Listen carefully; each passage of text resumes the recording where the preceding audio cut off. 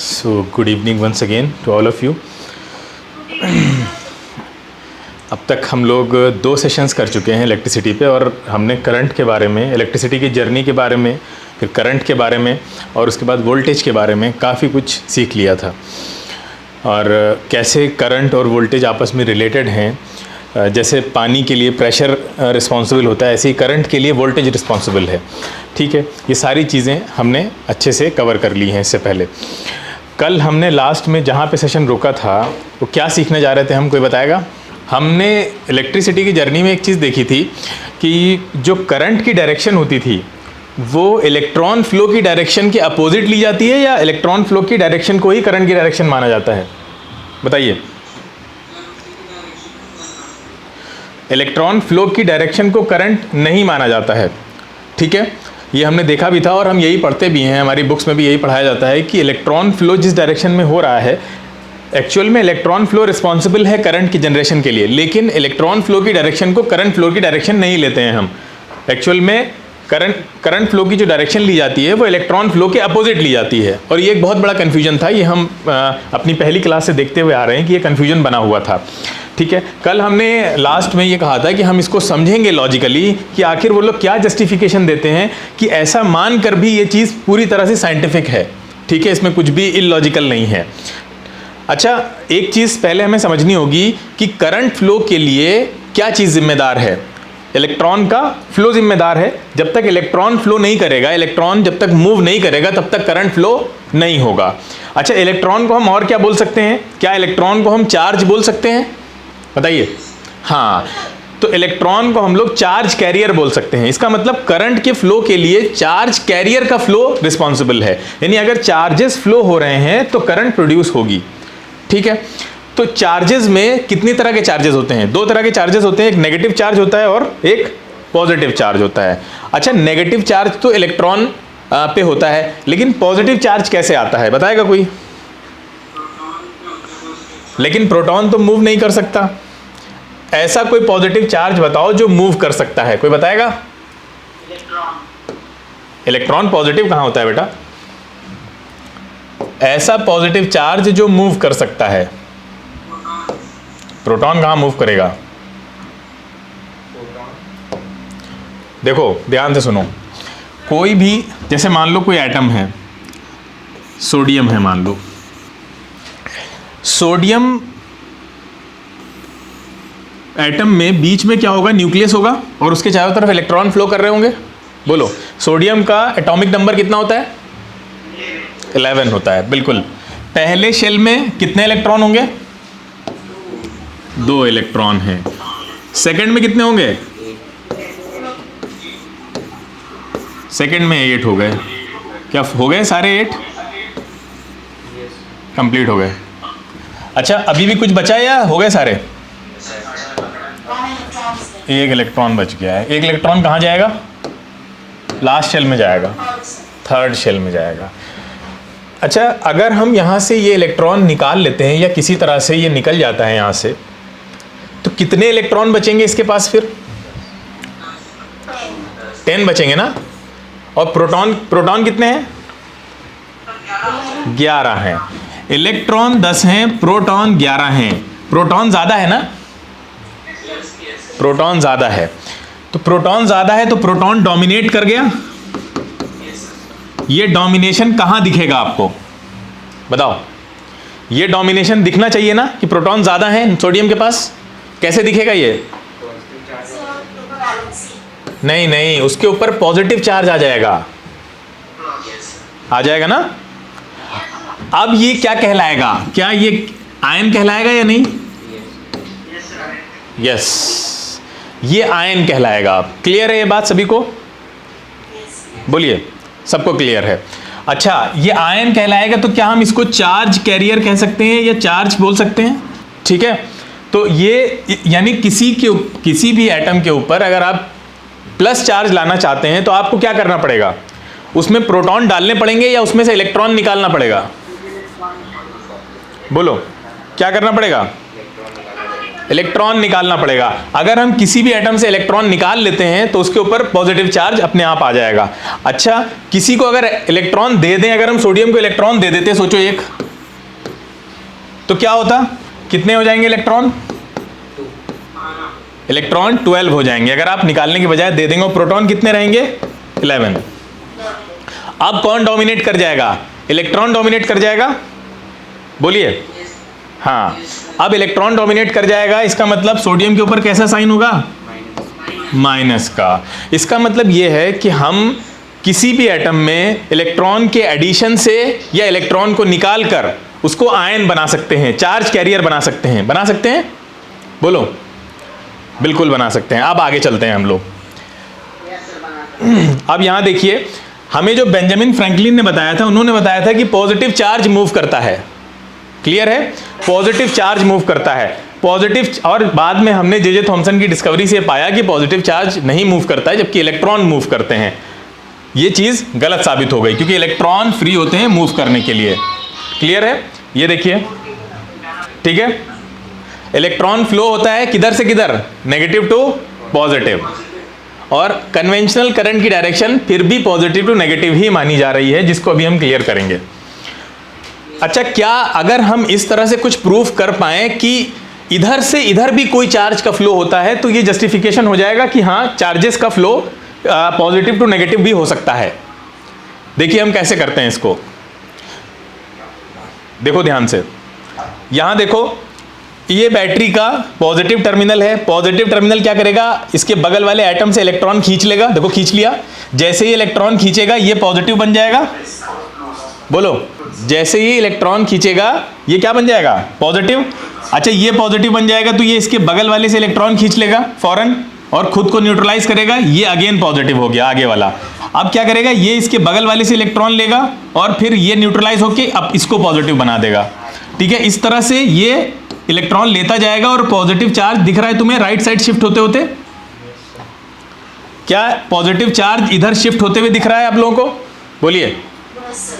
हाँ, तो इलेक्ट्रॉन किधर जा रहा है? इलेक्ट्रॉन इधर जा रहा है ना, ये। और पॉजिटिव चार्ज की शिफ्टिंग दिख रही है राइट साइड पे। हाँ बेटा, देखो एक चीज, इसको ध्यान से देखो, फिर से दिखाते हैं हम आपको। अंदर देखिए एटम, इस एनिमेशन को देखो। ये बैटरी का पॉजिटिव टर्मिनल है, ध्यान से देखो। और ये पॉजिटिव टर्मिनल क्या कर रहा है? ये इस एटम से इलेक्ट्रॉन को खींच लेगा अपनी साइड पे, क्योंकि पॉजिटिव यहां पे ज्यादा है। ठीक है। अच्छा, जब ये खींच लेगा, यहां पे देखिए बैटरी का ये पॉजिटिव टर्मिनल है, ये एटम है और इसमें बाहर क्या होंगे? फ्री इलेक्ट्रॉन्स होंगे। ये क्या करेगा? पॉजिटिव टर्मिनल फ्री इलेक्ट्रॉन को खींचेगा। जैसे ही खींच लेगा, तो अभी हमने देखा था जब इलेक्ट्रॉन निकल जाता है तो कैसा चार्ज आता है? पॉजिटिव चार्ज आता है। तो इसके ऊपर कैसा चार्ज आ जाएगा? पॉजिटिव आ जाएगा। अच्छा, ये अपने इस पॉजिटिव चार्ज की वजह से अपने बगल वाले फ्री इलेक्ट्रॉन को खींच लेगा। बोलो। और खींचकर खुद कैसा हो जाएगा? न्यूट्रलाइज हो जाएगा। बोलो, खुद न्यूट्रलाइज हो जाएगा। इसको पॉजिटिव चार्ज इसके ऊपर आ जाएगा, क्योंकि इसने इलेक्ट्रॉन लूज कर दिया। क्लियर है? अब ये क्या होगा? यही चीज आगे चलेगी। ये अपने पॉजिटिव चार्ज को दूर करने के लिए बगल वाले एटम से इलेक्ट्रॉन खींच लेगा, जो फ्री इलेक्ट्रॉन है, इसके ऊपर पॉजिटिव आ जाएगा। ठीक है, ऐसे ही प्रोसेस आगे चलती चली जाएगी। ठीक है, ये इससे इलेक्ट्रॉन ले लेगा, इसको पॉजिटिव चार्ज दे देगा, और फाइनली ये जो नेगेटिव टर्मिनल यहाँ पे बना हुआ है बैटरी का, जिसके पास बहुत से इलेक्ट्रॉन हैं, वो इलेक्ट्रॉन कूद के यहाँ पे आके इसको न्यूट्रलाइज कर देगा। अब तुम्हें क्या दिख रहा है? इलेक्ट्रॉन इधर मूव कर रहा है या नहीं कर रहा है? बोलो। और पॉजिटिव चार्ज इधर मूव कर रहा है राइट साइड पे। हाँ, तो पॉजिटिव चार्ज का मूवमेंट इलेक्ट्रॉन मूवमेंट के अपोजिट है या नहीं है? हाँ, तो जो करंट प्रोड्यूस हो रही है वो चार्जेस के मूवमेंट की वजह से प्रोड्यूस हो रही है ना। कोई चार्ज चाहे पॉजिटिव से नेगेटिव जाए और चाहे नेगेटिव से पॉजिटिव जाए। ठीक है, करंट को इससे मतलब नहीं है कि इलेक्ट्रॉन इधर से उधर जा रहा है या पॉजिटिव चार्ज इधर से इधर आ रहा है, उसको मतलब है मूवमेंट से। मूवमेंट होना चाहिए। ठीक है, कोई चार्ज यहाँ है, यहाँ से यहाँ चला जाए, चाहे यहाँ से यहाँ चला जाए, जब मूवमेंट होगा करंट प्रोड्यूस होगी। और दोनों में से आप किसी को भी करंट की डायरेक्शन मान सकते हैं। अब बात समझ में आई कि हम क्यों अपोजिट डायरेक्शन में लेकर भी हम लॉजिकल हैं, कोई इलॉजिकल काम नहीं कर रहे हैं, क्योंकि वो भी एक चार्ज के मूवमेंट की डायरेक्शन है। इलेक्ट्रॉन नहीं तो पॉजिटिव चार्ज मूव कर रहा है वहां पे। अच्छा, ये बताइए, ये समझ में आया? किसी को अगर ना आया हो तो फिर से बोलो, फिर से हम जो है फिर से एक बार रिपीट करा देते हैं। क्लियर है बेटा कि हमने देखा कि इलेक्ट्रॉन फ्लो एक डायरेक्शन में हो रहा है और पॉजिटिव चार्ज की शिफ्टिंग उसके बिल्कुल अपोजिट डायरेक्शन में चल रही है। ठीक है, यहां देखिए बिल्कुल इस तरह से। अब यहां और अच्छे से समझ में आएगा। पॉजिटिव चार्ज ने इस वाले एटम से इलेक्ट्रॉन ले लिया, ये पॉजिटिव हो गया। अब वो कह रहा है मुझे इलेक्ट्रॉन चाहिए, तो उसने उसके बगल वाले से ले लिया। अब उसका बगल वाला फिर से पॉजिटिव हो गया, उसने उसके बगल वाले से इलेक्ट्रॉन खींच लिया। अब ये चीज आगे चलती चली जा रही है, देखो ध्यान से, पॉजिटिव चार्ज शिफ्ट होता जा रहा है। ये है पॉजिटिव चार्ज की शिफ्टिंग की डायरेक्शन, और इलेक्ट्रॉन इधर जा रहा है, ये देखो।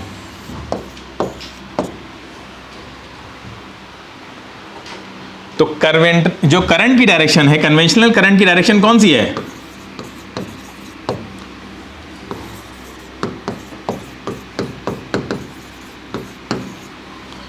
ये डायरेक्शन ऑफ करंट हम क्या इसको नहीं ले सकते? पॉजिटिव चार्ज इधर शिफ्ट हो रहा है, बोलिए ले सकते हैं या नहीं ले सकते? इसको ध्यान से समझो बेटा, ये टेक्स्ट बुक वगैरह में कहीं नहीं मिलेगा, और इस तरह से तो बिल्कुल भी नहीं समझाया गया है कहीं पे भी कि हम क्यों करंट की, कन्वेंशनल करंट की डायरेक्शन को अभी तक पॉजिटिव टू नेगेटिव क्यों मान रहे हैं। ठीक है, तो उसका जस्टिफिकेशन है। ऐसा नहीं है कि कुछ भी इलॉजिकल मानते चले जा रहे हैं, अंधविश्वास की तरह मान रहे हैं। साइंस में अंधविश्वास की कोई जगह नहीं होती है। तो हमारे पास एक जस्टिफिकेशन है कि अगर इलेक्ट्रॉन नेगेटिव टू पॉजिटिव जा रहा है तो उसके अपोजिट डायरेक्शन में पॉजिटिव चार्ज की शिफ्टिंग हो रही है।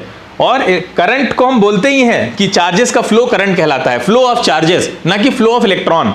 फ्लो ऑफ इलेक्ट्रॉन कहना गलत है, फ्लो ऑफ चार्जेस कहना चाहिए, क्योंकि यहां पे देखो पॉजिटिव चार्ज मूव करके जा रहा है।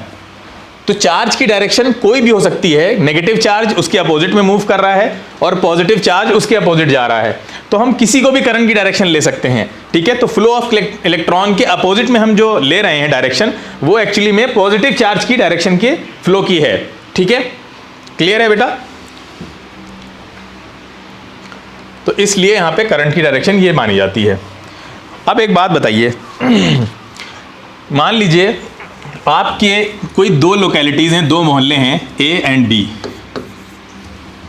ठीक है, आप वहाँ पे पानी जो है वो पाइप से आता है, वाटर पंप जो बना हुआ है पंप हाउस, वहाँ से जो है वो पानी आता है सबके घर में म्यूनिसिपैलिटी से।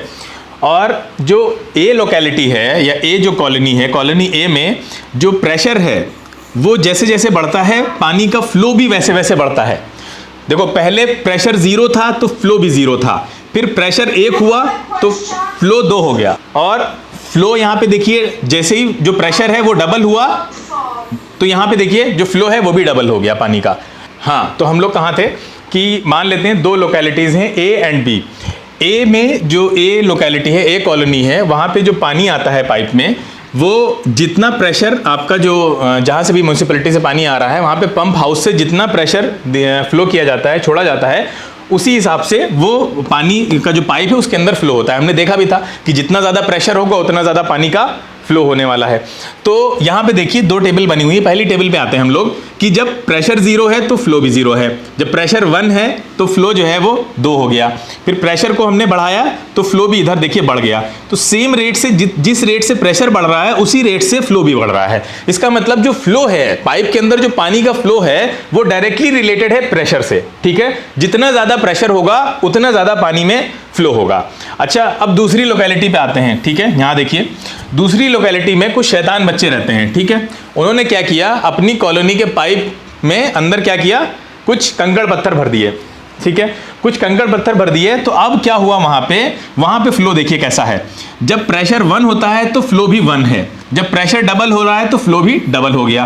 प्रेशर को हमने और बढ़ाया तो फ्लो और बढ़ गया। लेकिन दोनों जगह फ्लो कैसे बढ़ रहा है, यहाँ पे देखिए फ्लो ज़्यादा था, यहाँ पे फ्लो पहले ही इनिशियल स्टेज में ही डबल था और यहाँ पे इनिशियल स्टेज में इक्वल है प्रेशर के। ऐसा क्यों हुआ, यहाँ पे फ्लो कम क्यों हो गया? क्योंकि उसने पाइप के अंदर जो कंकड़ पत्थर डाले हैं वो कंकड़ पत्थर जो हैं वो रेजिस्टेंस का काम कर रहे हैं, वो जो फ्लो है उसको रोकने की कोशिश कर रहे हैं। ठीक है, इसीलिए जैसे जैसे आप पंप का प्रेशर बढ़ाते हैं वैसे वैसे फ्लो नहीं बढ़ता है। ठीक है, क्योंकि कुछ ना कुछ रुकावट है अंदर, पाइप के अंदर है। ठीक है, फिर भी दोनों में कैसा रिलेशन है कि आपने यहाँ पे इनिशियली प्रेशर को 1 से 2 किया तो यहाँ पे फ्लो भी 1 से 2 हो गया, फिर यहाँ 2 से 3 किया तो वो भी बढ़ के 2 से 3 हो गया। रिलेशन लीनियर है। लीनियर का मतलब ये होता है कि जैसे जैसे आप पंप से प्रेशर बढ़ा रहे हैं वैसे वैसे पानी का फ्लो भी आगे बढ़ता हुआ मिल रहा है। अच्छा, ऐसा क्यों हो रहा है? यहाँ पे रेजिस्टेंस है, उसके बाद भी ऐसा क्यों हो रहा है? इस पाइप में तो ये बात समझ में आती है क्योंकि इसमें कोई रेजिस्टेंस नहीं है, किसी तरह का कोई रुकावट नहीं है पानी के लिए। लेकिन यहाँ रुकावट डाल दी हमने, उसके बाद भी फ्लो पंप से जैसा प्रेशर बढ़ रहा है वैसे वैसे फ्लो भी इंक्रीज कर रहा है।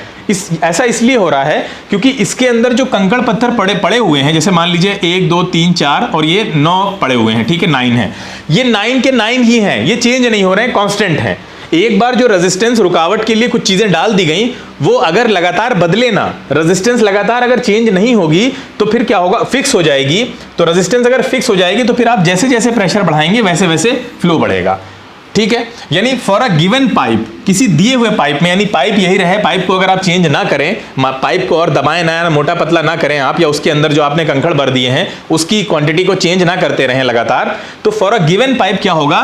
जो फ्लो होगा वो प्रेशर के डायरेक्टली प्रोपोर्शनल होगा। आप जैसे जैसे प्रेशर बढ़ाएंगे वैसे वैसे पानी का फ्लो बढ़ता चला जाएगा, ठीक है। तो प्रेशर बढ़ाएंगे तो फ्लो बढ़ेगा, प्रेशर कम करेंगे तो फ्लो कम हो जाएगा। तो अगर कोई चीज को बढ़ाने से कोई दूसरी चीज बढ़ जाती है और पहली चीज को कम करने से तो फिर दूसरी चीज फिर कम हो जाती है, तो ऐसा रिलेशनशिप लीनियर रिलेशनशिप कहलाता है, ठीक है। ऐसे रिलेशनशिप को क्या कहते हैं? लीनियर। यानी आपने प्रेशर बढ़ाया तो आपका फ्लो बढ़ गया। लेकिन इसके लिए कंडीशन है। कंडीशन क्या है? कि जो रेजिस्टेंस है वो कांस्टेंट होनी चाहिए। यानी जो पाइप के अंदर पानी को रोकने, फ्लो को रोकने वाले जो है चीजें होती हैं, वो मटेरियल कांस्टेंट होना चाहिए। एक जितनी रेजिस्टेंस एक बार पाइप के अंदर आ गई है, अब वो घटनी बढ़नी नहीं चाहिए। अगर वो वेरी करती रहेगी, यानी पाइप के अंदर रुकावट, फ्लो में रुकावट पैदा करने वाली चीजें बढ़ती जाएंगी लगातार, तो फिर फ्लो डिस्टर्ब होता चला जाएगा, फिर ये रिलेशनशिप लीनियर नहीं रहेगा, ठीक है। तो हमने क्या देखा यहाँ पे, इससे हमने क्या सीखा इस एनालॉजी से, कि पंप का जो प्रेशर है वो फ्लो के डायरेक्टली प्रोपोर्शनल है, कि पंप का प्रेशर आप जैसे जैसे बढ़ाएंगे फ्लो वैसे वैसे बढ़ता चला जाएगा। लेकिन उसके लिए कंडीशन ये है कि जो रेजिस्टेंस है बीच में, पाइप के अंदर किसी भी तरह की कोई रेजिस्टेंस वेरी ना कर रही हो, वो कांस्टेंट रहनी चाहिए, तभी ऐसा होगा, ठीक है। तो अगर आप लोग ये चीज समझ गए हैं तो फिर आप ओम्स लॉ समझ गए। इलेक्ट्रिसिटी में जो ओम्स लॉ होता है वो बिल्कुल यही चीज हमको बता रहा होता है। बस आपको करना क्या है कि जो हमने पंप हाउस की एनालॉजी आपके लिए ली थी उसको आप सर्किट से रिप्लेस कर दीजिए। मान लीजिए ऐसे एक इलेक्ट्रिक सर्किट है पूरा, ठीक है। प्रेशर की जो बात हम कर रहे थे उसको वोल्टेज से रिप्लेस कर दीजिए, और वाटर फ्लो की जो बात कर रहे थे उसको आप करंट से रिप्लेस कर दीजिए, और पाइप की रेजिस्टेंस की जो हम बात कर रहे थे कि उसके अंदर कंकड़ पत्थर हो जाएंगे, पाइप को मोटा पतला ना कर दिया जाए, दबाया ना जाए कहीं से, उसको आप वायर की रेजिस्टेंस से रिप्लेस कर दीजिए, ठीक है। तो ये पूरा ओम्स लॉ बन जाता है। मतलब क्या है कि जैसे हमने उधर बताया कि प्रेशर को बढ़ाते हैं तो वाटर फ्लो बढ़ जाता है, तो यहां पे हम क्या कहेंगे कि अगर हम वोल्टेज को बढ़ाते हैं तो करंट फ्लो बढ़ जाएगा। लेकिन कंडीशन क्या है? कंडीशन वहां पे क्या थी कि पाइप के अंदर की रेजिस्टेंस, पाइप के अंदर जो रुकावट पैदा करने वाली चीजें हैं वो बढ़नी नहीं चाहिए, वो कांस्टेंट रहनी चाहिए। ऐसे ही यहां पे जो करंट फ्लो हो रही है वो पाइप में से तो हो नहीं रही है, कहां से हो रही है? वायर से हो रही है। तो वायर में जो करंट के फ्लो में जो रुकावट पैदा करने वाली चीजें हैं वो जो है वो नहीं बढ़नी चाहिए, वो कांस्टेंट रहनी चाहिए, याद रखिएगा, ठीक है। तो यहां पे जो रेजिस्टेंस है वो कांस्टेंट रहेगी अगर, तो जैसे जैसे आप वोल्टेज बढ़ाएंगे करंट वैसे वैसे बढ़ती चली जाएगी। ये है सिंपल सा ओम्स लॉ। ओम्स लॉ ये कहता है कि आप वोल्टेज जैसे जैसे बढ़ाएंगे करंट आपकी वैसे वैसे इंक्रीज करती चली जाएगी, प्रोवाइडेड कि आपकी रेजिस्टेंस कांस्टेंट रहनी चाहिए। यानी वायर के अंदर करंट फ्लो में जो रुकावट बनती हैं चीजें, अभी हम लोग देखेंगे क्या चीजें हैं जो रुकावट बनती हैं, वो कांस्टेंट रहनी चाहिए। वो अगर बढ़ जाएंगी तो फिर आपको वोल्टेज बढ़ाकर उतनी करंट उस रेशियो में इंक्रीज नहीं होगी, कुछ ना कुछ जो वोल्टेज होगा वो उस रेजिस्टेंस को ओवरकम करने में चला जाएगा, ठीक है। यानी उसको ओवरकम करने में यूज हो जाएगा, करंट को बढ़ाने में यूज नहीं हो पाएगा, ठीक है। तो अगर रेजिस्टेंस कांस्टेंट रहेगी तो V जो होगा वो डायरेक्टली प्रोपोर्शनल होगा किसके? करंट के। जैसे जैसे वोल्टेज बढ़ेगा वैसे वैसे करंट बढ़ेगी। तो V और I में लीनियर रिलेशनशिप हो गया। लीनियर रिलेशनशिप हमने बताया था अभी क्या होता है, ठीक है। लेकिन कंडीशन है कि अगर रेजिस्टेंस कांस्टेंट रहे, यही ओम भाई साहब ने बताया था हमें, ठीक है, जिसको हम ओम्स लॉ कहते हैं, काफी फेमस लॉ है। आगे चलते हैं, ओम्स लॉ के बारे में कुछ और चीजें देख लेते हैं, ठीक है। यानी पोटेंशियल डिफरेंस, वोल्टेज क्या होता है? पोटेंशियल डिफरेंस को ही वोल्टेज बोलते हैं, दूसरा नाम वोल्टेज है पोटेंशियल डिफरेंस का, ये हम सीख चुके हैं पिछले 2 लेक्चर्स में। पोटेंशियल डिफरेंस जितना ज्यादा होगा करंट फ्लो उतना ज्यादा होगा। अगर हम ये मान लें कि अदर फैक्टर्स जो हैं वो कांस्टेंट है, अदर फैक्टर्स मतलब रेजिस्टेंस, ठीक है। तो यहां से क्या फॉर्मूला बना हमारे पास? I proportional to V। और जो कि प्रोपोर्शनैलिटी कांस्टेंट हटाते हैं तो रेजिस्टेंस आ जाती है, तो I is equal to V upon R, ये फॉर्मूला बन के हमारे पास आ जाता है। ठीक है, जिसको हम लोग V is equal to I R भी लिख सकते हैं। तो अब यहाँ पे रेजिस्टेंस से क्या मतलब है? रेजिस्टेंस का मतलब ये है कि करंट फ्लो में जो चीज़ें रुकावट बनती हैं, तो अगर रेजिस्टेंस ज़्यादा होगी तो करंट फ्लो कम हो जाएगा ऑटोमेटिकली। यानी रेजिस्टेंस और करंट फ्लो एक दूसरे के इन्वर्सली प्रोपोर्शनल हैं। करंट को I से लिखते हैं, हम सब जानते हैं। तो रेजिस्टेंस जितनी ज़्यादा होगी करंट फ्लो उतना ही कम हो जाएगा। ये दोनों इन्वर्सली प्रोपोर्शनल हैं। ठीक है, आगे चलते हैं हम लोग। ये किसने बताया हमें? जॉर्ज साइमन ओम ने बताया था। अच्छा, यूनिट क्या होती है? यूनिट बहुत आसान है, हम सब जानते हैं कि वोल्टेज को वोल्ट में मेजर किया जाता है। ठीक है, करंट को एम्पियर में मेजर किया जाता है। तो रेजिस्टेंस को ओम को ही ऑनर करने के लिए, जॉर्ज साइमन ओम ने ही इसके बारे में बताया था, तो उनको ऑनर करने के लिए हम ओम में मेजर करते हैं रेजिस्टेंस को। ठीक है, तो रेजिस्टेंस की यूनिट क्या होती है? ओम होती है। और 1 ओम क्या होगा? 1 वोल्ट की, जब 1 वोल्ट का पोटेंशियल डिफरेंस जब हम लगाते हैं सर्किट में, तो उसमें 1 एम्पियर की करंट अगर फ्लो हो रही है तो वो हमें 1 ओम का रेजिस्टेंस देगी। ठीक है, तो देखिए लीनियर रिलेशनशिप जब होता है तो ग्राफ कैसा बनता है, इसको भी हम यहाँ पे आराम से समझ सकते हैं। कि यहाँ पे देखिए ध्यान से, नंबर ऑफ सेल कितनी है? सेल किसका काम कर रही है? वोल्टेज का। भाई सेल का मतलब क्या है? वोल्टेज। तो नंबर ऑफ सेल कितना है? 1 है। पोटेंशियल डिफरेंस कितना है यहाँ पे? उस सेल में 1.2 वोल्ट का है। जब हमने उसको मेजर किया पोटेंशियल डिफरेंस को, ठीक है, वोल्ट मीटर से, तो हमें पता चला कि उसमें 1.2 वोल्ट का पोटेंशियल डिफरेंस है। और करंट को जब हमने एमीटर से करंट को मेजर किया तो हमें पता चला कि जब हम एक सेल लगाते हैं तो वो 1.2 वोल्ट का सेल है और उसमें करंट फ्लो हो रही है 0.2 एम्पियर। अच्छा, जब हम सेल को डबल कर देते हैं तो पोटेंशियल डिफरेंस डबल हो गया, क्योंकि 1.2 वोल्ट की 2 सेल हमने लगा दी। उसके बाद हमने एमीटर से करंट को मेजर किया तो पता चला कि 4 एम्पियर की करंट उसके अंदर प्रोड्यूस हो गई। इसी तरह से जब हम सेल्स को बढ़ाते गए तो जो पोटेंशियल डिफरेंस है वो इंक्रीज कर रहा है, और जैसे जैसे इंक्रीज कर रहा है देखो करंट भी वैसे वैसे बढ़ रही है। यहाँ से ये डबल हो रहा है, वो भी डबल हो रही है, ये 4 टाइम्स हो गया, वो भी 4 टाइम्स हो गई।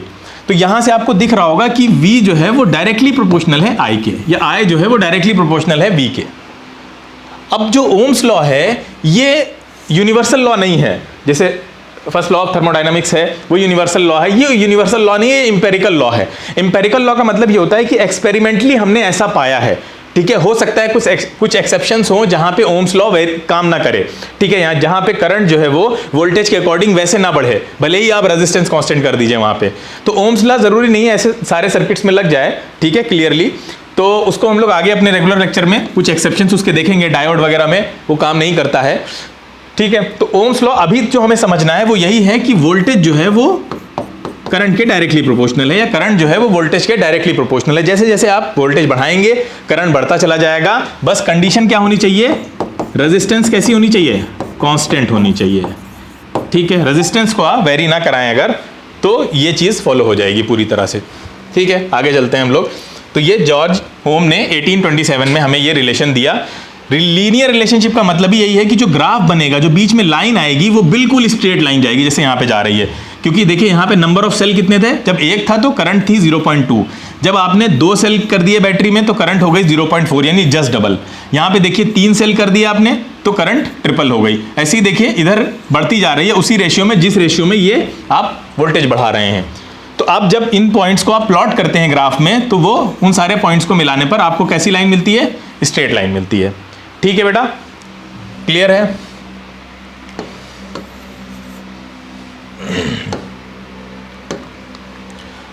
तो ओम्स लॉ जो है वो क्या बताता है कि current flowing between any 2 points of a conductor is directly proportional to the potential difference between the 2 points. ठीक है, वही चीज जो भी अब तक हम लोग देख रहे थे कि करंट फ्लोइंग किसी भी सर्किट में वो पोटेंशियल डिफरेंस के डायरेक्टली प्रोपोर्शनल होती है। ठीक है, अब ओम्स लॉ कब वैलिड होता है? एक चीज और है, अगर टेम्परेचर भी कांस्टेंट रहे। टेम्परेचर पे भी ये डिपेंड करता है। अब यहां पे देखिए एक क्वेश्चन है कि why don't we get an electric shock with a small cell but do get one from a big battery? अगर आप कोई छोटी बैटरी लीजिए, जैसे ये छोटी बैटरी है, और इसको अगर हाथ से पकड़ लीजिए, एक एंड इसको पकड़िए, इसको भी पकड़ लीजिए, ठीक है, ओपन हैंड से ऐसे पकड़िए, ठीक है, तो आपको शॉक नहीं लगेगा। लेकिन अगर आप यही काम इस बड़ी बैटरी के साथ करते हैं तो आपको बहुत जबरदस्त शॉक लगेगा। इसका रीजन क्या है? क्यों छोटी बैटरी के साथ हमें कुछ भी पता नहीं चलता है, जबकि बड़ी बैटरी में हमें बहुत जबरदस्त शॉक लगता है। क्या रीजन है? क्योंकि छोटी बैटरी का पोटेंशियल बहुत कम होगा। इसलिए वो पोटेंशियल कम अमाउंट में करंट प्रोड्यूस करेगा। देखिए आपको शॉक कब लगता है, ध्यान से सुनिएगा। शॉक हमको तभी लगता है जब हमारी बॉडी से करंट पास होती है। ज्यादा अमाउंट में चार्ज जब तक बॉडी से पास नहीं होगा, जब तक हमें कोई शॉक नहीं लगने वाला है, ठीक है। और ज्यादा अमाउंट में चार्ज प्रोड्यूस कब होगा, जब ज्यादा पोटेंशियल डिफरेंस होगा। तो यहां पे पोटेंशियली कम है इस छोटी सी बैटरी में, तो छोटी सी करंट प्रोड्यूस होगी, तो आपको कोई शॉक नहीं लगेगा। लेकिन जबकि बड़ी बैटरी अगर आप इस तरह से पकड़ लेंगे दोनों पोल्स उसके, तो वहां पे काफी ज्यादा पोटेंशियल है, तो फिर वो ज्यादा करंट प्रोड्यूस करेगा, ठीक है। सिंपल सा ये लॉजिक है इसके पीछे। तो ये इस तरह से हालत हो जाएगी आपकी, अगर आपने कभी बड़ी बैटरी जो घर में होती है इन्वर्टर के साथ लगी होती है, वो अगर आपने पकड़ ली तो ज़्यादा पोटेंशियल डिफरेंस होता है वहाँ पे। 12 वोल्ट की बैटरी और बड़ी भी होती है, तो वो बैटरी ज़्यादा पोटेंशियल डिफरेंस होता है उनमें, और ज़्यादा वोल्टेज होने की वजह से ज़्यादा करंट प्रोड्यूस होती है, और शॉक भी बहुत सीवियर लगेगा आपको। आप लोगों ने मीटर में देखा होगा, हम लोगों के घर में जो मीटर लगा होता है उसमें ये देखिए पोटेंशियल डिफरेंस की रेटिंग क्या लिखी होती है, 240 वोल्ट्स, ठीक है। यानी ये एक पोटेंशियल वो है जो हमारे घर में सप्लाई किया जाता है पावर हाउस के थ्रू। अच्छा, घर में 240 वोल्ट का पोटेंशियल आ रहा है, लेकिन हम जानते हैं कि हम एक ही घर में अलग अलग रेटिंग वाले सब अप्लायंसेस को कैसे चला पाते हैं। देखिए 240 पोटेंशियल डिफरेंस है।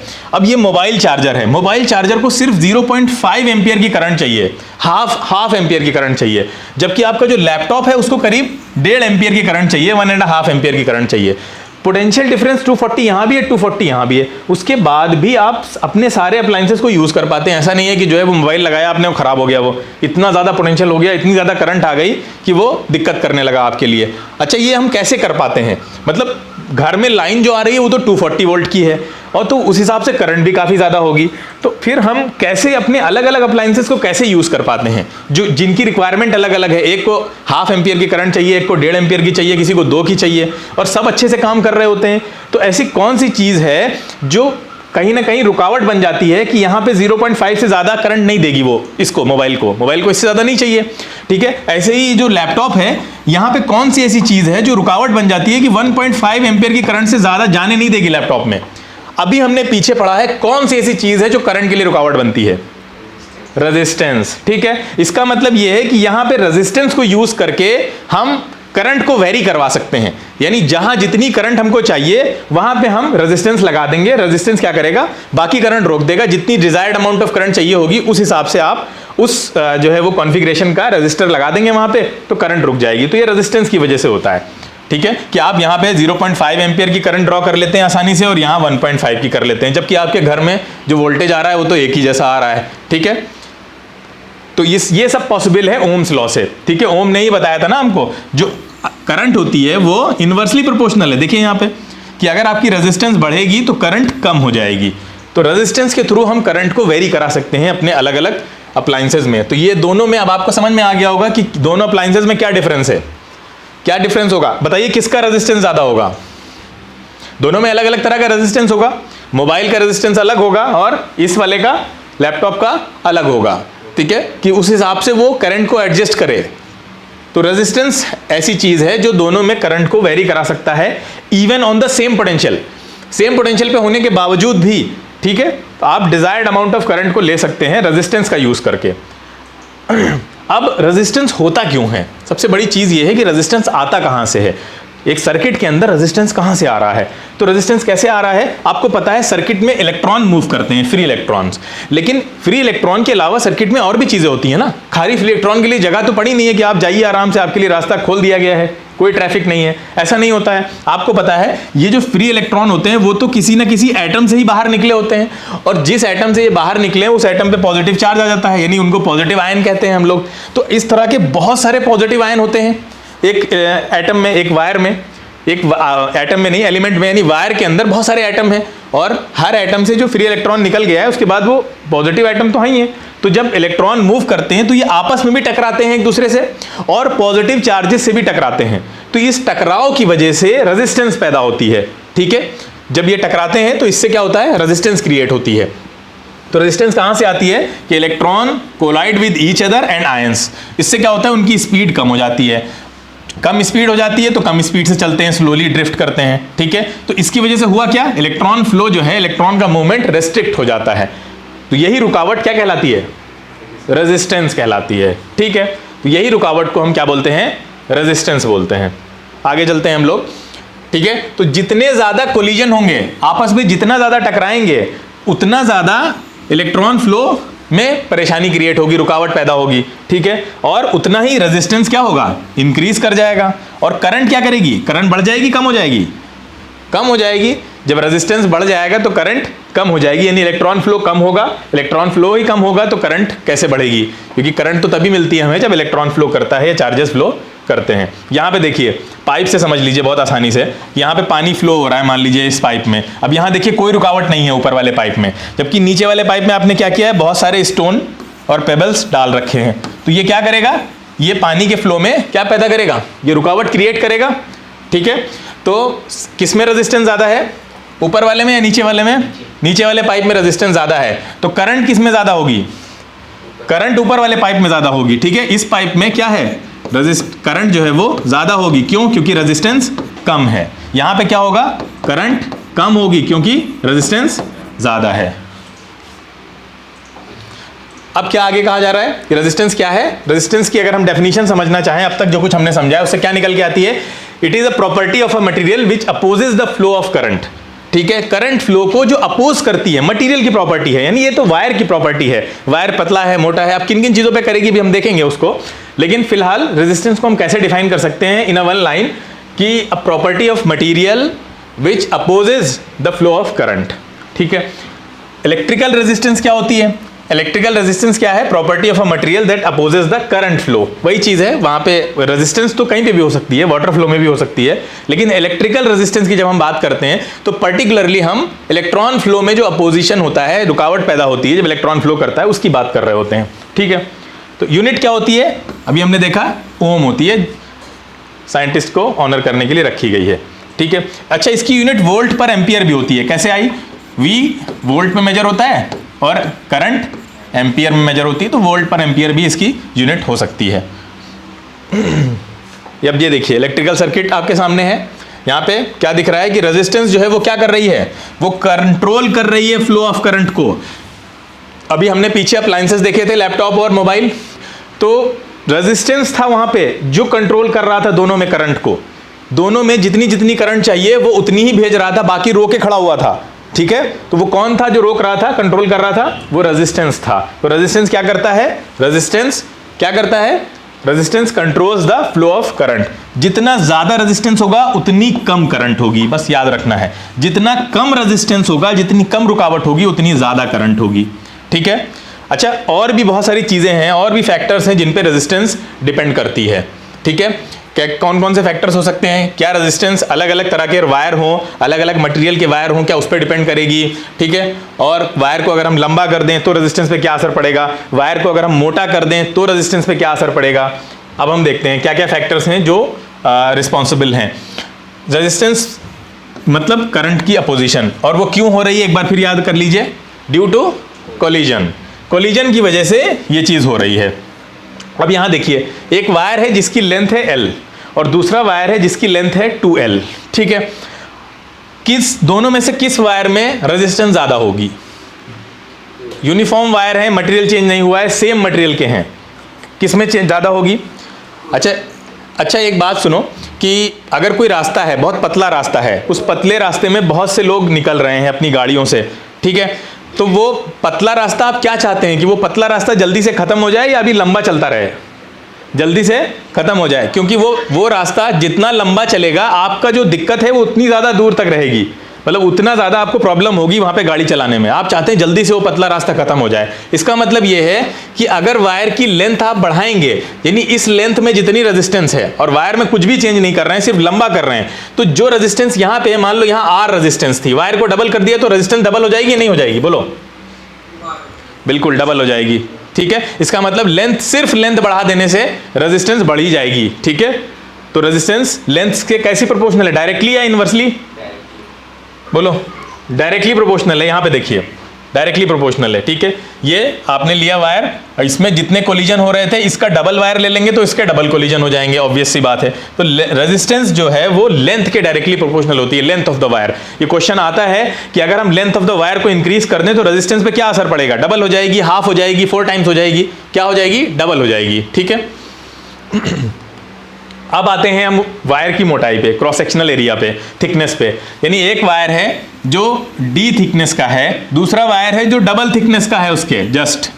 देखिए यहां पे किसमें ज्यादा, अब आपको पता है पतला रास्ता और चौड़ा रास्ता, दोनों में से कौन सा रास्ता किसमें कोलिजन ज्यादा होंगे?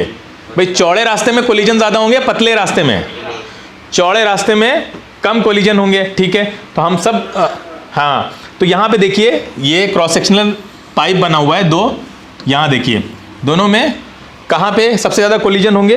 पतले वाले में, क्योंकि वहां पे ज्यादा रूम है इलेक्ट्रॉन को मूव करने के लिए और वहां पे कोलिजन कम होंगे। ठीक है, तो ये सिंपल है, रेजिस्टेंस जो है वो इनवर्सली प्रोपोर्शनल होगी आपके एरिया के, जो वायर का एरिया है उसके इनवर्सली प्रोपोर्शनल होगी। अब दो फॉर्मूले हमारे पास आ गए, एक डायरेक्टली प्रोपोर्शनल का, एक इनवर्सली प्रोपोर्शनल का। दोनों को कंबाइन करेंगे तो क्या आ रही है? L/A, directly proportional. अब प्रोपोर्शनैलिटी साइन हटा तो एक और नया टर्म आ गया आपके पास, या एक साइन आ गया रो। ठीक है, ये क्या होता है इसको देखते हैं हम लोग। R = ρL/A। ये रो क्या होता है? रो होती है रेजिस्टिविटी। रेजिस्टिविटी का मतलब ये होता है ये मटेरियल की प्रॉपर्टी होती है। मतलब एक तो होता है कि वायर को आपने पतला कर दिया, मोटा कर दिया, ये तो आप एक्सटर्नली कर सकते हैं, लेकिन वायर का मटेरियल आप नहीं चेंज कर सकते। यानी कॉपर का वायर है सपोज, और कॉपर के वायर के मटेरियल में जो उसकी प्रॉपर्टी है कि वो इलेक्ट्रॉन को रेजिस्ट करेगा ही, ठीक है, वो उसकी हैबिट है, उस हैबिट को आप चेंज नहीं कर सकते हैं। तो वो जो मटेरियल की अपनी इंटरनल इनहेरेंट प्रॉपर्टी होती है जो उसने एक्वायर कर रखी है, वो उसके अंदर रहेगी as long as it is a copper wire. तो जब तक वो कॉपर वायर रहेगा तब तक उसके अंदर ये प्रॉपर्टी ही रहेगी जो बदली नहीं जा सकती, अनलेस कि आप वायर ही बदल दें, उठा के कोई दूसरा वायर, एल्युमिनियम का वायर ले लें। तो वो जो इनहेरेंट मटेरियल होता है, जैसे लंबाई और चौड़ाई तो बदली जा सकती है, वायर को आप पतला कर सकते हैं, मोटा कर सकते हैं, वो इट्स अप टू यू, लेकिन आप इनहेरेंट कैरेक्टरिस्टिक जो वायर की है, अंदर इनबिल्ट है, वो आप बदल नहीं सकते। वही कैरेक्टरिस्टिक जो है वो रेजिस्टिविटी कहलाती है, जिसको हम लोग रो से डिनोट करते हैं। ये क्या होती है? Measure of a given material to oppose electric current. एक मटेरियल की प्रॉपर्टी होती है।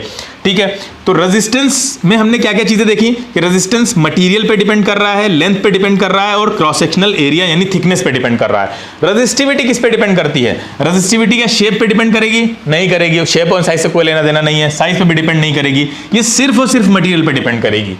ठीक है, कौन से मटेरियल का वायर है, इसको इस बात से लेना देना है खाली। तो रो का मतलब क्या है? रो किसको डिनोट कर रहा है? एक पर्टिकुलर मटेरियल को डिनोट कर रहा है कि वायर किसका है, कॉपर का है या सिल्वर का है या एल्युमिनियम का है। ठीक है, तो रो को उससे लेना देना है, जबकि रेजिस्टेंस को सबसे लेना देना है, रो से भी, लेंथ से भी और एरिया से भी। तो रेजिस्टेंस इन तीनों में चेंज लाकर रेजिस्टेंस को चेंज किया जा सकता है। कॉपर को बदलना पड़ेगा अगर आप रो बदलना चाहते हैं, अदरवाइज अगर आप कॉपर बदलना जो वायर है उसको बदलना नहीं चाह रहे हैं, तो फिर आप उसकी लेंथ को चेंज करके रेजिस्टेंस चेंज कर सकते हैं, एरिया को चेंज करके कर सकते हैं। ठीक है, अब एक और इंपॉर्टेंट चीज देखते हैं हम लोग कि जो कंडक्टर्स होते हैं, जैसे कॉपर है, और एक होते हैं एलॉयज। एलॉयज कैसे बनते हैं? कई सारे मेटल्स को, एक दो मेटल्स को मिलाकर हम एलॉयज बनाते हैं। एलॉयज का मतलब यही है कि जिसमें एक से ज्यादा मेटल्स को मिलाकर बनाया गया हो। तो जैसे यहाँ पे नाइक्रोम है, ठीक है, तो अगर हम कॉपर का देखें तो कॉपर की जो रेजिस्टेंस है वो कम होगी, जबकि एलॉयज की रेजिस्टेंस काफी ज्यादा होगी। ठीक है, और इंसुलेटर की सबसे ज्यादा होगी। इंसुलेटर की रेजिस्टेंस सबसे ज्यादा होती है क्योंकि उसमें फ्री इलेक्ट्रॉन होते ही नहीं है, तो बहुत कम होते हैं, जो कि करंट फ्लो के लिए बहुत ज्यादा जरूरी है कि फ्री इलेक्ट्रॉन हो। अगर नहीं होंगे तो रेजिस्टेंस उतनी ज्यादा होगी उसमें। तो इंसुलेटर में रेजिस्टेंस सबसे ज्यादा है, फिर एलॉयज में है, और उसके बाद सबसे कम होती है आपकी कंडक्टर में। इसीलिए हम लोग जो वायर बनाते हैं वो कॉपर के यानी मेटल्स के ही बनाते हैं ज्यादातर। तो ये फॉर्मूला हम लोग देख चुके हैं। अब इससे हम लोग देखते हैं कि इसकी यूनिट क्या निकल के आएगी। जरा हम यूनिट निकालते हैं रेजिस्टिविटी की। इसकी यूनिट तो हम सब जानते हैं, रेजिस्टेंस की क्या होती है? ओम होती है। तो हमने यहाँ पे ओम रख दिया, रो को एज इट इज रखा क्योंकि इसकी यूनिट निकालनी है। लेंथ की यूनिट क्या होती है? लेंथ को मीटर में लिखते हैं। और एरिया, एरिया क्या होता है? एरिया लेंथ इंटू ब्रेथ होता है। तो लेंथ की मीटर और ब्रेथ की भी मीटर, क्या हो जाएगा? Metre square. दो बार मीटर लिखा आपने, एक से एक मीटर कैंसिल हो गया। अब रो की यूनिट क्या निकल के आ गई? ओम मीटर। ठीक है, ये इधर जाएगा, क्रॉस मल्टीप्लाई हो जाएगा। तो रेजिस्टिविटी की जो यूनिट है वो ओम मीटर आ गई। ठीक है, तो इसको याद रखिएगा, रेजिस्टिविटी की यूनिट ओम मीटर होती है, जबकि रेजिस्टेंस की यूनिट क्या होती है? सिर्फ ओम होती है। तो रेजिस्टिविटी किस पे डिपेंड करती है? रेजिस्टिविटी किस पे डिपेंड करती है? सिर्फ नेचर ऑफ मटेरियल पे। रेजिस्टिविटी किस पे डिपेंड करेगी? सिर्फ नेचर ऑफ मटेरियल पे डिपेंड करेगी। ठीक है, अब जो अच्छे कंडक्टर्स होंगे जैसे मेटल्स हैं और एलॉयज हैं, ये दोनों अच्छे कंडक्टर कहलाते हैं, इनकी रेजिस्टिविटी क्या होगी, बहुत कम होगी, और जबकि जो बैड कंडक्टर्स ऑफ इलेक्ट्रिसिटी हैं उनकी रेजिस्टिविटी हाई होगी। आगे चलते हैं हम लोग। ये रेजिस्टिविटी का एक चार्ट है आपके सामने जो एक पर्टिकुलर टेम्परेचर पे रेजिस्टिविटी दिखा रहा है। क्या होगा, जैसे एलॉय कैसे बनता है अभी हमने बताया था, एलॉय दो मेटल को मिलाकर बनता है, ठीक है। तो रेजिस्टिविटी एलॉय की ज़्यादा होती है मेटल से, पर्टिकुलर मेटल से। जैसे यहाँ पे देखिए सिल्वर की रेजिस्टिविटी 1.6 × 10⁻⁸ है, ठीक है। लेकिन अभी सिल्वर को किसी और मेटल से जोड़कर अगर आप इसका एलॉय बनाते हैं तो इनकी रेजिस्टिविटी और बढ़ जाएगी, ठीक है। यानी कि अगर आपको हाई रेजिस्टिविटी के वायर बनाने हैं तो आपको क्या करना पड़ेगा, एलॉयज के वायर यूज करने चाहिए, ठीक है। प्योर मेटल के अगर आप यूज करेंगे तो उनकी रेजिस्टिविटी कम होगी क्योंकि वो बहुत अच्छे कंडक्टर होते हैं, उसमें काफी सारे फ्री इलेक्ट्रॉन्स पाए जाते हैं। तो यहाँ पे ये चार्ट है, ये आप देख सकते हैं। ये लोग सबसे ज्यादा सिल्वर की होती है, सेकंड नंबर पे कॉपर है, इसीलिए कॉपर के वायर सबसे ज्यादा यूज किए जाते हैं, फिर आता एल्युमिनियम है। एलॉयज में सबसे कम रेजिस्टिविटी एलॉयज में कॉन्स्टेंटेन की होती है, जो कि कॉपर और निकल से बनाया जाता है। कॉन्स्टेंटेन के जो वायर बनते हैं वो एक एलॉय है, पहली बात। दूसरा वो बनाया कैसे गया है, दो मेटल यूज हुए हैं, कॉपर और निकल। दूसरा नाइक्रोम है, नाइक्रोम में आपका निकल है, क्रोमियम है, मैंगनीज है और आयरन, ये चार चीजों से मिलकर बना होता है ये नाइक्रोम का जो वायर होता है, ठीक है।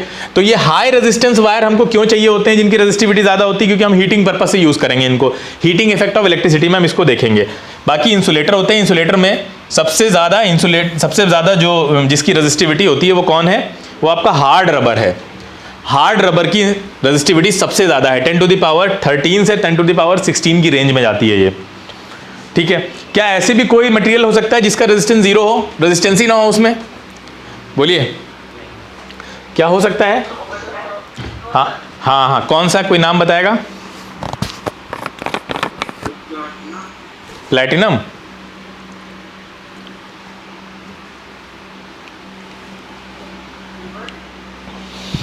आप लोगों ने सुपर कंडक्टर का नाम सुना है? नहीं सुना है? चलो हम रेगुलर क्लास जब करेंगे तो आपको इसके बारे में बताएंगे। सुपर कंडक्टर्स के ऊपर काफ़ी काम चल रहा है, इसीलिए क्योंकि उनकी रेजिस्टेंस अगर बहुत कम होगी या ज़ीरो के बराबर होगी तो हमारे बहुत सारे अप्लायंसेस के साइज़ भी छोटे हो जाएंगे और बहुत ज़्यादा एफिशिएंटली हम उनको यूज़ कर पाएंगे। तो हम लोग बात करेंगे इसके बारे में। सुपर कंडक्टर्स जो होते हैं वो ऐसे मटेरियल हैं जो ज़ीरो रेजिस्टेंस के साथ काम कर सकते हैं। आगे चलते हैं हम लोग। आप सबने देखा होगा घर में जो बल्ब होता है, या कभी कभी मोबाइल पे आप गेम खेल रहे होते हैं, चार्जिंग पे भी ऐसा होता है, लेकिन गेम में जैसे पबजी खेल रहे हैं या कोई और गेम आप लोग खेल रहे हैं तो मोबाइल हीट करने लगता है। और कभी कभी और जो है जब मोबाइल खरीदने भी जाते हैं तो कई लोग जिनको गेमिंग का बहुत शौक है वो पूछते भी हैं कि ये जल्दी हीट तो नहीं करेगा, 1-2 घंटे में हीट तो नहीं करने लगेगा। तो ऐसे मोबाइल भी बहुत महंगे मिलते हैं जो गेमिंग वगैरह, हाई गेमिंग जब आप करते हैं, हाई लेवल की गेमिंग करते हैं तो उसके बाद भी हीट नहीं होते हैं, ठीक है। और कुछ तो मोबाइल ऐसे होंगे जो बहुत जल्दी आप कुछ देर इंटरनेट चलाइए, उस पर वीडियोस देखिए, वो हीट करने लगते हैं। तो ये हीटिंग आ कहाँ से रही है? बल्ब भी हीट करता है नॉर्मली, अब तो एलईडीज लग गए हैं, लेकिन जो वाला बल्ब होता है येलो कलर वाला वो तो हीट करता है काफ़ी। अब उसके पास हाथ लेकर जाइए, काफ़ी हीट कर रहा होगा। तो ये हीटिंग आती कहाँ से है, ये इसके अंदर हीटिंग कहाँ से आ रही है, हीटिंग क्यों आ रही है, और हीटिंग जानना हमारे लिए क्यों ज़रूरी है? जानना इसलिए ज़रूरी है, अगर हमको नहीं पता होगा तो ये देखिए एक यूज़फुल एप्लीकेशन देखिए हीटिंग का, यहाँ पे हमें दिख रहा है। क्या है? जो हम लोग आयरन करते हैं, इलेक्ट्रिक आयरन में यूज़ करते हैं, तो अगर हमें ये नहीं पता है कि किस अमाउंट में हीटिंग चाहिए हमें, तो ये तो बहुत ठंडा हो जाएगा, कोई काम का नहीं है, ठीक है। या तो बहुत गर्म हो जाएगा तो क्या होगा, जल जाएगा जो भी कपड़ा आप कर रहे हैं। तो आपके लिए एक परफेक्ट टेम्परेचर होना बहुत ज़रूरी है ताकि आप उसको आयरन कर सकें कपड़ों को, ठीक है, इसको यूज़ कर सकें परफेक्टली। तो हम ये कैसे पता करें कि एग्जैक्टली कितनी हीट जनरेट हो रही है, उसको जनरेट होने का क्या तरीका, क्या पता करने का क्या तरीका है? अच्छा, हम सबको पता है कि जब चार्ज यहाँ से यहाँ मूव कर रहा है तो चार्ज जो मूव कर रहा है, जैसे मान लो क्यू चार्ज मूव कर रहा है और 1 सेकेंड में मूव कर रहा है। क्यू चार्ज अगर मूव कर रहा है, एक पर्टिकुलर टाइम में मूव कर रहा है, तो वो क्या देता है हमको? वोल्टेज क्या दिखाता है, कितनी एनर्जी हर सेकेंड मूव कर रही है, यही दिखा रहा है ना वोल्टेज।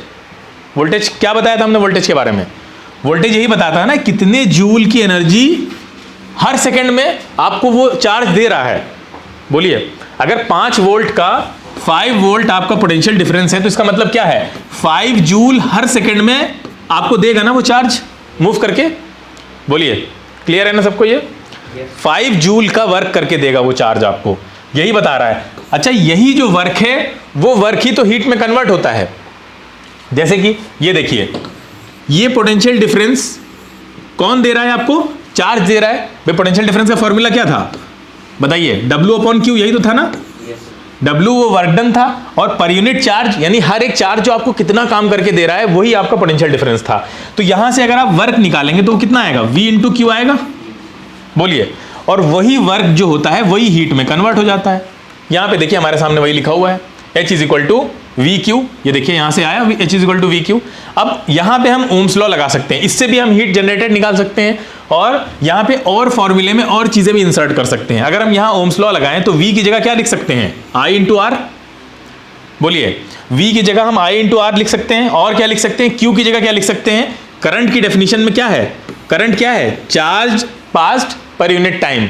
कितना चार्ज पर यूनिट टाइम में पास हो रहा है कंडक्टर में, वो आपकी करंट का अमाउंट देती है। कल हमने देखा था इसको।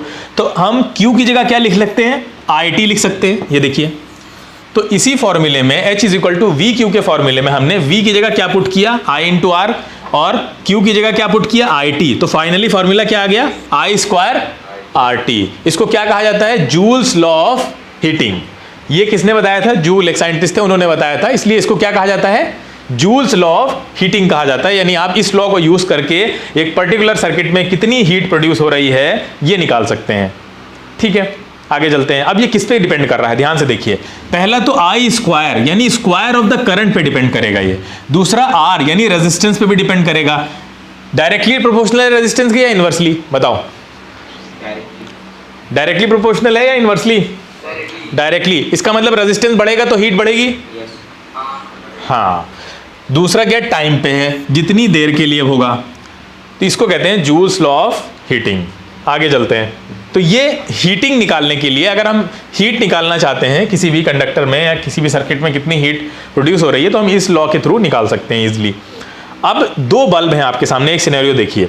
एक बल्ब 200 जूल की हीट प्रोड्यूस कर रहा है, दूसरा बल्ब जो है वो भी 200 जूल की हीट प्रोड्यूस कर रहा है। एक बात बताइए, क्या सेम हीट है तो दोनों की ब्राइटनेस भी सेम होनी चाहिए? बोलिए, अगर हीट प्रोड्यूस सेम है तो ब्राइटनेस सेम होगी दोनों बल्ब की या नहीं? सेम होगी? बोलो, सभी लोग कह रहे हैं सेम होगी। सेम नहीं होगी। अगर आप ऐसा कह रहे हैं तो गलत कह रहे हैं। कभी भी सेम हीट, अगर कोई दो बल्ब सेम हीट प्रोड्यूस कर रहे हैं तो इसका मतलब ये नहीं है कि उनकी ब्राइटनेस भी सेम होगी। आइए देखते हैं।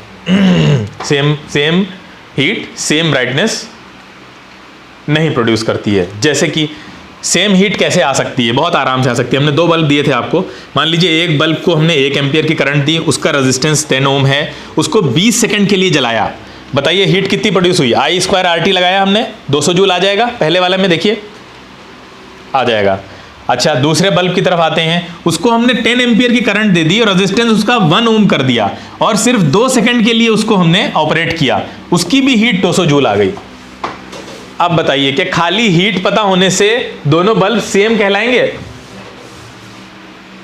नहीं कहलाएंगे। तो कभी भी सिर्फ हीट देखकर आप ये नहीं बता सकते कि ये बल्ब ब्राइटनेस भी इसकी कैसी होगी या उससे कैसी ब्राइटनेस शो करेगा। हीट उसको डिफाइन नहीं कर सकती, क्योंकि बाकी पैरामीटर्स अलग हो सकते हैं। देखो यहाँ पे करंट 1 एम्पियर है, वहाँ 10 भी है, यहाँ रेजिस्टेंस 10 ओम है, वहाँ 1 ओम है, यहाँ पे 20 सेकंड के लिए चलाया है, वहाँ 2 सेकंड के लिए चलाया है। सारे पैरामीटर अलग हैं, फिर भी हीट सेम निकल रही है। तो हीट सेम हो सकती है उसके बावजूद भी। ठीक है, अब आइए इसको समझते हैं। इसका मतलब यह है कि टोटल हीट से ब्राइटनेस का कोई अंदाजा नहीं लगाया जा सकता। ठीक है, हम गलत साबित हो सकते हैं उसमें। तो ब्राइटनेस कैसे पता चलेगी हमको? ब्राइटनेस कौन बताएगा? ब्राइटनेस हमें यह बताएगा electrical energy consumed per unit कितनी है, वो हमें ब्राइटनेस बताएगा। भाई इलेक्ट्रिकल एनर्जी जब हीट एनर्जी में कन्वर्ट हो रही है ना, एनर्जी का कन्वर्जन हो रहा है यहाँ पे, जितनी ज्यादा एनर्जी कन्वर्ट होगी, कंज्यूम्ड होगी पर यूनिट टाइम में, उतनी ज्यादा ब्राइटनेस होगी। जो अप्लायंस जितनी ज्यादा एनर्जी कंज्यूम कर रहा है वो उतना आउटपुट आपको देगा। यहां पे देखिए इलेक्ट्रिकल एनर्जी हर यूनिट टाइम में, हर सेकंड में कितनी कंज्यूम हो रही है। जब तक आपको ये नहीं पता होगा तब तक आप ये नहीं बता पाएंगे कि ये कैसा परफॉर्म करेगा, ज्यादा ब्राइट होगा या लेस ब्राइट होगा। जो बल्ब की हम लोग एग्जाम्पल दे रहे थे, तो हम ये कैसे निकालें? बहुत आसान है। कितना एनर्जी कंज्यूम कर रहा है कोई बल्ब और पर यूनिट टाइम में कितनी एनर्जी कंज्यूम कर रहा है, इसको हम क्या बोलते हैं? पावर बोलते हैं। यानी एनर्जी का कन्वर्जन कितना तेजी से हो रहा है। कौन सी एनर्जी कन्वर्ट हो रही है इसमें, कोई बताएगा?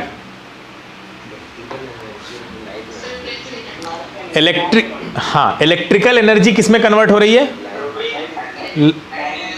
हाँ, लाइट एंड हीट एनर्जी में, ठीक है। इलेक्ट्रिकल एनर्जी कन्वर्ट हो रही है। एनर्जी का कन्वर्जन जितना तेज होगा पावर उतनी ज़्यादा होगी। हम लोग बोलते हैं ना, बाइक वगैरह के सेंस में बोलते हैं कि मेरी बाइक की पावर बहुत है, ये तो पावर बाइक है। तो ये क्यों बोलते हैं मेरी बाइक की पावर बहुत कम हो गई है? इसका मतलब ये होता है कि जो इंजन है ना बाइक का, वो एनर्जी कन्वर्जन जो है वो बहुत स्लो कर रहा है, एनर्जी का कन्वर्जन नहीं कर पा रहा है। वहां पे एनर्जी कैसी कन्वर्ट होती है? जब आप ऑयल यूज करते हैं ना, उसी से एनर्जी कन्वर्ट करता है ना। जो ऑयल में जो एनर्जी होती है, पेट्रोल डलवाया आपने बाइक में, उसकी जो एनर्जी है वो इंजन कन्वर्ट करता है फिर। तो वो एनर्जी का कन्वर्जन जब कम हो जाता है तो किसी भी बाइक की, किसी भी गाड़ी की पावर कम हो जाती है। तो एनर्जी कन्वर्जन जो है हमें पावर बताता है। जितना ज्यादा एनर्जी कन्वर्जन होगा किसी भी अप्लायंसेस का, उसकी पावर उतनी ज्यादा होगी, ठीक है। तो हम अगर पावर निकाल लेते हैं तो हमें पता चलेगा कि उसके अंदर एनर्जी कन्वर्जन कितना ज्यादा हो रहा है और उसकी ब्राइटनेस कितनी ज्यादा होगी। तो पावर का फॉर्मूला क्या होगा? अब ई का फॉर्मूला तो हम पहले ही निकाल चुके हैं। एनर्जी क्या है? वही हीट जो प्रोड्यूस हो रही है, वो हीट क्या है? कन्वर्ट हुई है ना। इलेक्ट्रिकल एनर्जी हीट एनर्जी में कन्वर्ट हुई है, तो उसका फॉर्मूला भी हमने देखा था, क्या था? I² RT था। अब यहां देखिए P इज इक्वल टू क्या है? E upon T। तो P का फॉर्मूला हमारे लिए क्या निकल के आ गया? यहां से कई सारे फॉर्मूले बन रहे हैं। एक तो P is equal to I² R formula आ गया हमारे पास। दूसरा क्या आ सकता है? P is equal to VI भी एक फॉर्मूला होता है। तो P is equal to VI और P is equal to I² R, कोई भी हम फॉर्मूला यूज कर सकते हैं। यहाँ पे ओम्स लॉ लगाया है हमने और ये फॉर्मूले हमारे पास कई तरह के निकल के आ गए पावर निकालने के। यानी कई फॉर्मूले से हम पावर निकाल सकते हैं, ठीक है। अच्छा, पावर की यूनिट सबको पता है, क्या होती है? वॉट होती है। और वॉट का मतलब क्या होता है, कोई बताएगा? वॉट का मतलब क्या होता है? वॉट का मतलब होता है कितना जूल एनर्जी हर सेकंड में खर्च हो रही है, यही मतलब होता है ना।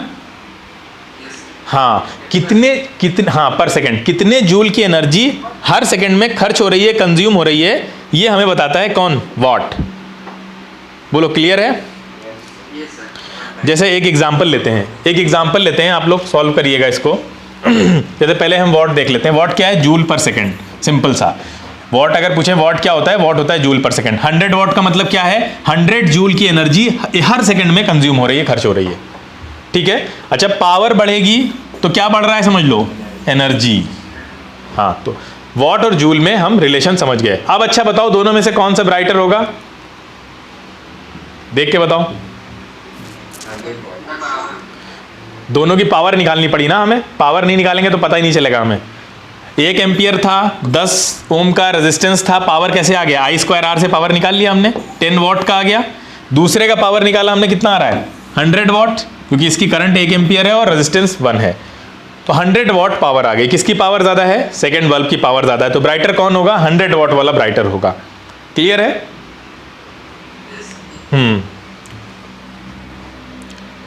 तो पावर बढ़ेगी तो ब्राइटनेस बढ़ जाएगी। पावर और ब्राइटनेस डायरेक्टली रिलेटेड हैं। अच्छा, यहां देखिए, पावर बढ़ेगी तो रेजिस्टेंस कम होगी या ज्यादा होगी? रेजिस्टेंस कम होगी। यहां देखिए, इसकी रेजिस्टेंस कितनी कम है? यहां ज्यादा है। रेजिस्टेंस ज्यादा होने की वजह से पावर कम आ रही है अल्टीमेटली आपकी। और क्योंकि रेजिस्टेंस अगर ज्यादा है तो करंट कम हो जाएगी ना अल्टीमेटली। करंट और रेजिस्टेंस इनवर्सली प्रोपोर्शनल है, बोलिए। हाँ, तो इसलिए पावर ज्यादा है तो रेजिस्टेंस कम है। तो पावर और रेजिस्टेंस में कैसा रिलेशन है? इनवर्स रिलेशन है। बोलिए बेटा, क्लियर है ये बात सभी को? Yes sir. हाँ, अब एक प्रॉब्लम आपको दे रहे हैं, उसको ज़रा सॉल्व करके बताइए। एक सर्किट है, मान लीजिए ये एक बल्ब है। इस बल्ब में 2 एम्पियर की करंट पास हो रही है और इसको जिस बैटरी से जोड़ा गया है वो बैटरी है आपकी 5 वोल्ट की। बताइए इसका पावर कंजप्शन कितना होगा?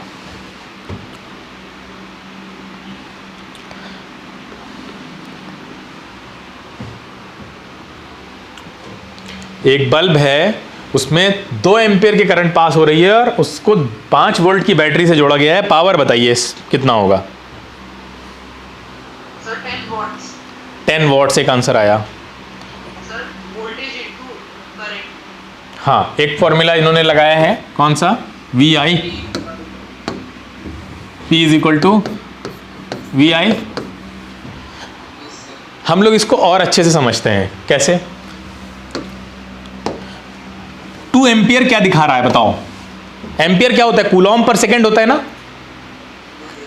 हाँ, 2 कूलॉम का चार्ज हर सेकंड में पास हो रहा है ना, यहां से बोलो। और 5 वोल्ट का मतलब क्या है कि 5 जूल पर सेकंड। हर एक चार्ज कितनी एनर्जी देगा आपको? 5 जूल की हर सेकंड में।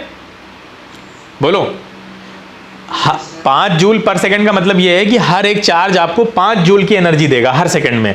अच्छा, हर एक चार्ज आपको 5 जूल की एनर्जी देगा। चार्जेस हैं कितने? 2 हैं, 2 कूलम है ना। तो एक चार्ज 5 जूल दे रहा है तो 2 चार्ज कितनी देंगे? 10 जूल। 10 जूल पर सेकंड देंगे ना। और जूल और पर सेकंड क्या होता है? वॉट होता है। तो देखो कितना इजीली, आप कोई फॉर्मूला नहीं भी जानते हैं, अगर आप ये फॉर्मूला नहीं जानते हैं पावर का, वी आई का, आप कोई दिक्कत नहीं है। आपको फॉर्मूला नहीं भी याद है तब भी आप पावर निकाल सकते हैं या नहीं निकाल सकते हैं? बोलो। हाँ, तो अगर आपके कॉन्सेप्ट्स बेटा अच्छे हैं तो आप फिर एग्जाम में किसी भी तरह की प्रॉब्लम आ जाएगी, अगर आपको फॉर्मूला नहीं भी पता है तब भी आप उसको सॉल्व कर लेंगे। इसलिए कॉन्सेप्ट अच्छे होना बहुत जरूरी है। ये सारी चीज हमने पढ़ी थी, बगैर फॉर्मूले के भी लग जाती अगर हमें फॉर्मूला नहीं भी पता होता। क्लियर है ये बात? बोलिए। अब हम लोग एक और इंपॉर्टेंट चीज देखते हैं कि हम अपने घरों में जो अप्लायंसेस काम कर रहे हैं, क्या उनकी पावर निकाल सकते हैं? वो कितनी इलेक्ट्रिसिटी कंज्यूम कर रहे हैं, क्या वो निकाल सकते हैं? जैसे फ्रिज है, वो 400 वॉट पे काम कर रहा है। एक बल्ब है, वो 10 वॉट पे काम कर रहा है। एक और हमारे पास पंखा है, वो 75 वॉट पे काम कर रहा है, 75 वॉट्स पे काम कर रहा है। तो क्या हम इनका कंजम्पशन निकाल सकते हैं? जैसे रेफ्रिजरेटर से स्टार्ट करते हैं, हम एक का निकाल लेंगे तो बाकी भी निकल आएंगे। रेफ्रिजरेटर का 400 वॉट क्या दिखा रहा है कि 400 जूल हर सेकेंड में, यही दिखा रहा है ना। अच्छा, 1 सेकंड में 400 जूल है तो 1 घंटे में कितना होगा? 3600 से मल्टीप्लाई कर देंगे। 1 घंटे में कितने सेकंड होते हैं? 3600। तो 3600 से मल्टीप्लाई कर दिया। अच्छा, 24, एक दिन में कितना होगा? एक दिन का मतलब 24 आवर्स, तो 24 से मल्टीप्लाई कर देंगे।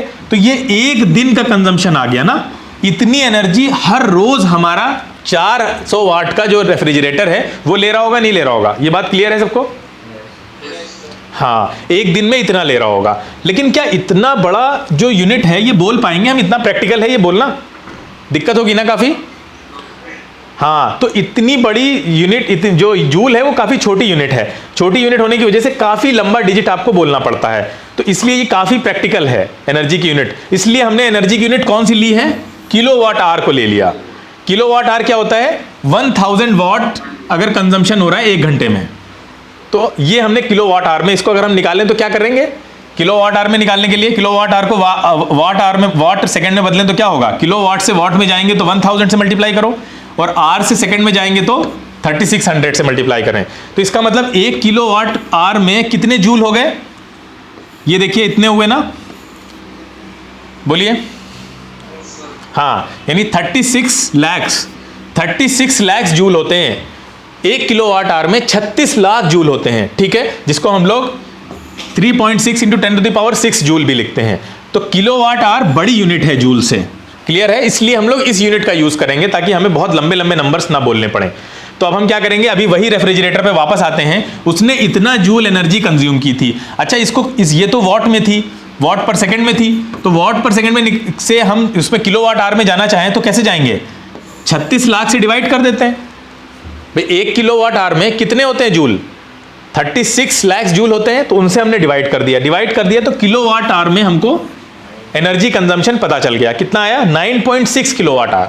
ये बोलना आसान है ना। तो ये इसलिए किलोवाट आवर यूनिट रखी गई है एनर्जी कंजम्पशन की, ठीक है। जैसे हमारे मीटर में भी जो इलेक्ट्रिकल एनर्जी कंज्यूम होती है वो भी जो लिखी होती है यहाँ पे छोटा सा लिखा होता है किलोवाट आवर। आप अगर पढ़ेंगे तो वो किलोवाट आवर में होती है, इलेक्ट्रिक मीटर में जो होती है, ठीक है। तो ये जो हमारा फ्रिज है वो रोज कितना कंजम्पशन कर रहा है एनर्जी का? 9.6 किलोवाट आवर। और 1 किलोवाट आवर को 1 यूनिट बोला जाता है। क्या बोला जाता है? 1 यूनिट बोला जाता है। और जो बिल आता है हमारा इलेक्ट्रिसिटी का, उसमें यूनिट के पैसे ही लिखे होते हैं कि कितना यूनिट पर यूनिट आपको पैसा पड़ रहा है। जैसे यहाँ पे लिखा हुआ है 3.5 रुपए, ठीक है, तो 3.5 रुपए हर यूनिट का बिल है। तो अगर आपका जो रेफ्रिजरेटर है वो कितना यूनिट कंज्यूम कर रहा है, 9.6 यूनिट, तो इसको मल्टीप्लाई कर देंगे तो आपको पता चलेगा डेली आपका जो फ्रिज है वो कितना पैसे की बिजली खर्च कर रहा है, कितने पैसे की लाइट खर्च कर रहा है। आप आसानी से निकाल सकते हैं। तो कॉस्ट ऑफ इलेक्ट्रिसिटी को कैसे निकाल सकते हैं कि टोटल जो एनर्जी कंजम्पशन है उसको कॉस्ट ऑफ 1 यूनिट से मल्टीप्लाई कर दीजिए आप, ठीक है। यानी 9.6 को किससे मल्टीप्लाई कर दें, बोलो 3.5 से। तो ये देखिए 33 रुपीज 60 पैसे आ गया, यानी 33 रुपए आपका फ्रिज रोज खर्च कर रहा है, आपके खरवा रहा है, ठीक है। अगर वो 400 वॉट का है और 24 आवर्स चलता है, ठीक है। चलिए, तो आज हमने काफ़ी सारी चीज़ें सीखी। इलेक्ट्रिसिटी का बिल कैसे निकालते हैं वो भी देखा, ओम्स लॉ देखा हमने, डायरेक्शन ऑफ करंट को हम opposite to the flow of electron क्यों लेते हैं, ठीक है। आज आपका ये जो 3 दिन का सेशन चल रहा था, फ्री डेमो सेशन, वो आज कंप्लीट होता है। अब आपकी नेक्स्ट क्लास केमिस्ट्री क्लास होगी, ठीक है।